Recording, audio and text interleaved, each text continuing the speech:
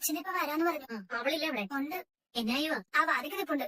കാവലിന് നിർത്തിയിരിക്കുമായിരിക്കും അവളെ. ബാലേന്ദ്രൻ എവിടെയെങ്കിലും പോകാൻ ഇറങ്ങിയതാണോ? ഡ്രസ്സൊക്കെ മാറി. അല്ല, അതിഥികൾ ബഹുമാനാണെങ്കിൽ ബഹുമാനിച്ചേക്കാന്ന് വിചാരിച്ചു. കയ്യിൽ കൊടുത്തോണ്ട് കവലച്ചട്ടമ്പയിൽ വരുന്ന പോലെ വന്നാൽ മതിയെങ്കിൽ അങ്ങനെയും വരാം. ബാലേന്ദ്ര, ഞങ്ങൾ വന്നത് നിന്നെ ചീത്ത പറയാനോ തല്ലാനോ ഒന്നുമല്ല. ഈ കുടുംബത്തിൽ ഒരു പ്രശ്നം ഉണ്ടായപ്പോ അത് പരിഹരിക്കാൻ രാജീവ് ഇവിടെ വന്ന് എന്തൊക്കെയോ ചെയ്ത് പരാജയം. ഇനി എന്താണ് വേണ്ടത്? അതാണ് എന്റെ ചോദ്യം. എനിക്കൊന്നും വേണ്ട ശിവേട്ട. ഞാൻ ആരോടൊന്നും ആവശ്യപ്പെട്ടിട്ടില്ലല്ലോ. പരാതിയും പറഞ്ഞിട്ട് ഇവിടെ വരെ ഒന്ന് പ്രശ്നം തീർക്കണോന്ന് ഞാൻ ആരെ നിർബന്ധിച്ചിട്ടില്ല. അല്ല, ഇവിടെ എന്താണ് പ്രശ്നം? അതൊന്ന് പറഞ്ഞിട്ട്. നീ അങ്ങനെ ഒന്നും അറിയാത്തവരെ പോലെ സംസാരിക്കല്ലേ. ഞങ്ങളത് വെറും വിട്ടികളാണ്. അതെ, പമ്പര വിട്ടികളാ. കഥയറിയാതെ ആട്ടം കാണുന്നവര്. ആരുടെ വിട്ടികളെ കാണിച്ചത്? ആരാ? എങ്ങാണ്ടെന്ന് ഒരു അനാഥ പെണ്ണിനെ വിളിച്ചോണ്ട് വന്ന് വേലക്കാരിയാക്കി വെച്ചിട്ട് ഇപ്പൊ പറയുന്നു അവളെ ദത്തെടുത്തിരിക്കുകയാണെന്ന്. മകളാണെന്നൊക്കെ. ആരാടാ വിധി? ആരെയാ നീ പൊട്ടം കളിപ്പിക്കുന്നത്?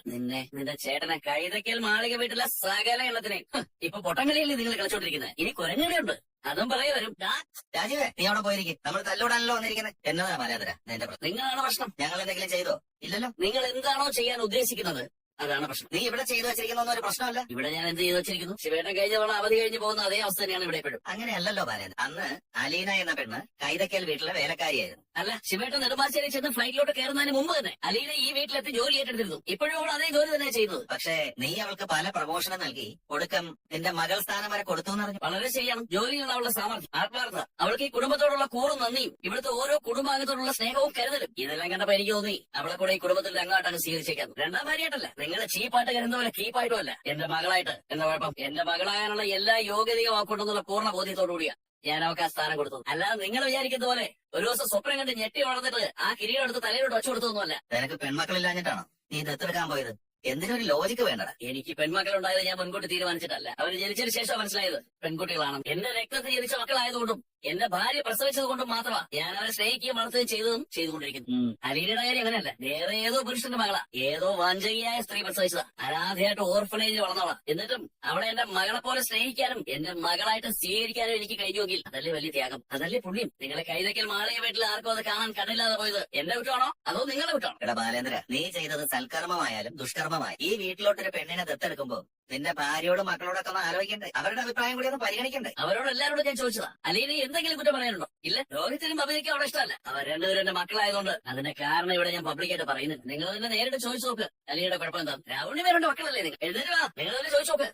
ആദ്യം വൈകിയോട് ചോദിക്കേ. വൈകേ, അലീനയുടെ കുറ്റം എന്താ? എന്തുകൊണ്ടാണ് നിനക്ക് അവളെ ഇഷ്ടമില്ലാത്തത്? അവളുടെ ഓവർ കെയറിംഗ് എനിക്ക് ഇഷ്ടമല്ല. വേലക്കാരുടെ സ്ഥാനത്ത് നിന്നാ മതി. സ്വന്തം വീടായിട്ട് കരുതണ്ട. അത്രയ്ക്ക് ആത്മാർത്ഥതയൊന്നും എനിക്ക് വേണ്ട. അത്രയും വൃത്തിയും വെടുപ്പും അടുക്കും ചിട്ടയും ആഹാരത്തിന് അത്രയും രുചിയും എനിക്ക് ആവശ്യമില്ല. പോരെ, എനിക്ക് ഇഷ്ടമല്ല.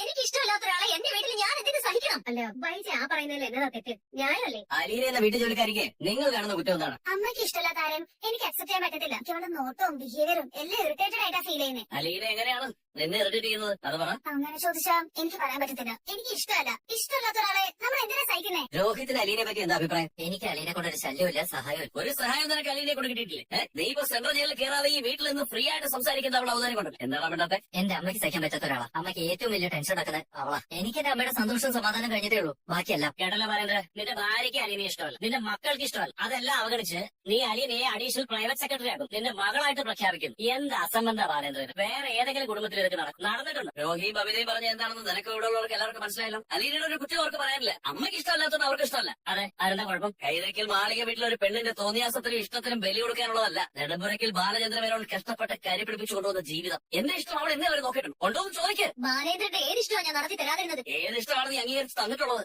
അത് പറ. അങ്ങനെ എന്നെ പറയാൻ വേണ്ടി ഞാനൊന്ന് ഓർത്തു വെച്ചിട്ടില്ല.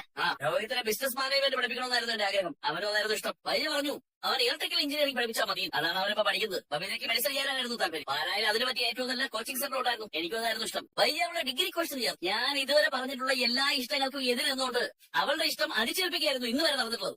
അതൊക്കെ നീ അന്ന് പറയണമായിരുന്നു, ഇപ്പോഴാണ് പറയുന്നത്. എനിക്ക് മനസ്സിലായിരുന്നു ഒന്ന് പറയാൻ. നീ ആണോ ചോദിക്കാൻ? നീ അന്ന് എന്റെ വീട്ടിൽ കയറി എന്നോട് ചോദിക്കാതെ ഞാൻ അറിയാതെ അലീനയെ പിടിച്ച് വെളിയിൽ തള്ളിയ നിന്റെ പോക്കൃതത്തിന് നിന്റെ കരുണക്കുട്ടി അടിച്ച് പൊട്ടിക്കേണ്ടതാ. ഞാനതങ്ങ് ക്ഷമിച്ചു. കൈതക്കൽ മാളിക വീട്ടുകാരെ പേടിച്ചിട്ടല്ലേ, നിന്റെ പകിട്ടും പത്രാസും ബന്ധുപരവും കണ്ടിട്ടുമല്ല. ഈ ഒരു വിവരദോഷിയാണല്ലോ എന്ന് വിചാരിച്ചു. ഇനി എന്റെ ഏകാധിപത്യ ഭരണം ഇവിടെ അത് നടപ്പാക്കി കഴിഞ്ഞു. ഈ വീട്ടിൽ അത് നടപ്പാക്കേണ്ട സമയം അതിക്രമിച്ചു. ഒരൊറ്റ രാജാവ് അല്ലെങ്കിൽ ഒരു നേതാവ്, ഒരേ ഒരു ക്യാപ്റ്റൻ, ഒരേ ഒരു പ്രസിഡന്റ്, എങ്ങനെ വേണമെങ്കിലും നിങ്ങൾക്ക് അതിനെ വ്യാഖ്യാനിക്കാം. അയാള് തീരുമാനിക്കും, നടപ്പാക്കും. അതനുസരിച്ച് ഈ വീട്ടിലുള്ളവർ ജീവിക്കും. നീ എന്ത് വേണമെങ്കിലും നടപ്പിലാക്കിക്കും. പക്ഷേ അലീന എന്ന പെണ്ണിനെ ഈ വീട്ടിൽ താമസിപ്പിക്കാൻ ഞങ്ങൾ സമ്മതിക്കും. എന്ത് വില കൊടുത്തും ഞങ്ങൾ എത്താം. ഞങ്ങൾ ഒരാള് കൊലക്കുറ്റത്തിന് ജയിലിൽ കയറേണ്ടി വന്നാലും ശരി. ആ ഭീഷണി എന്റെ അടുത്ത് വേണ്ട ശിവേട്ട. അലീന ഞാൻ ആഗ്രഹിക്കുന്ന പോലെ ഈ വീട്ടിൽ തന്നെ താമസിക്കും. ഞാൻ ജീവനോടെ ഇരിക്കുമ്പോ അവളെ ഈ വീട്ടിൽ നിന്ന് പുറത്താക്കാൻ നിങ്ങൾക്ക് ആർക്കും കഴിയില്ല. താൻ ആർക്ക് വേണ്ടിയാണ്? തന്റെ ഭാര്യയ്ക്കും മക്കൾക്കും വേണ്ടിയാണ്. എങ്ങാണ്ടൊന്ന് വലിഞ്ഞു കയറി വന്ന് തേവിടിച്ച് പെണ്ണിന് വേണ്ടിയിട്ട് തനിക്ക് അവിടെ കീപ്പായിട്ട് വെക്കണമെങ്കിൽ വീട്ടിൽ താമസിപ്പിച്ച് കെട്ടിയോടെ മക്കളുടെ മുമ്പിൽ വച്ചല്ല കൃഷി നടത്തുന്നത്. വേറെ വല്ലെടുത്ത് രഹസ്യമായി കൊണ്ടേ പാർപ്പിക്കണം. എന്റെ വീട്ടിൽ കയറി വന്ന് എന്റെ മുഖത്ത് നോക്കി പന്നത്തന്നെ പറയുന്നോളൂ നായെ, നീ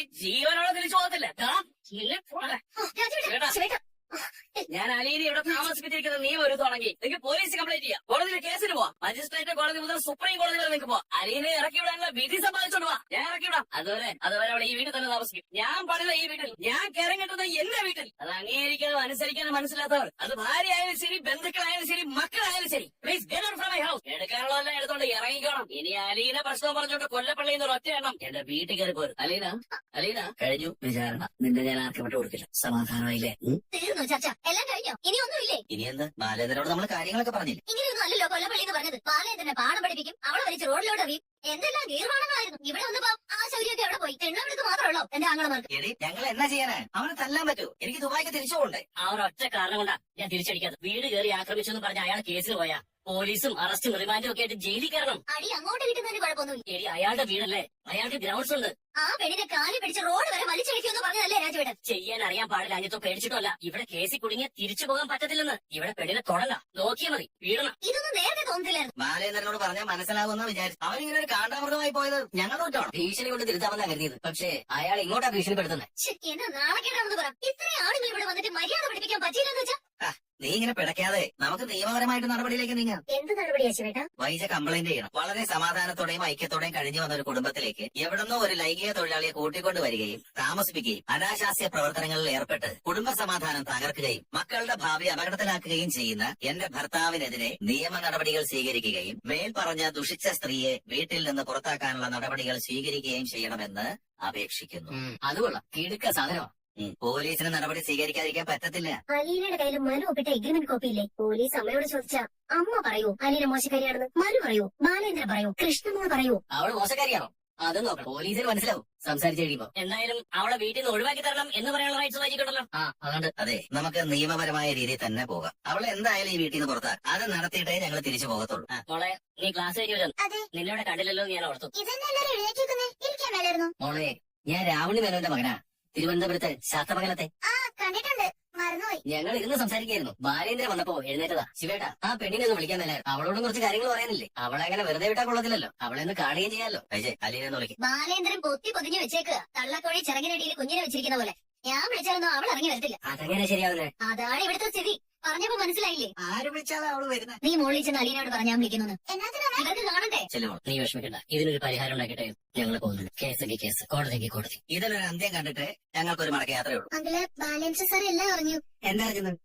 വൈജയന്തി മാഡം അലീന ചേച്ചിയുടെ അമ്മയാണെന്നും അലീന ചേച്ചി പ്രസവിച്ച് ഉപേക്ഷിച്ചതാണെന്നും എല്ലാം അറിഞ്ഞു. ഞാനിതിന് അച്ഛന്ന് വിളിച്ചോട്ടെ? ഒരു പ്രാവശ്യം മതി.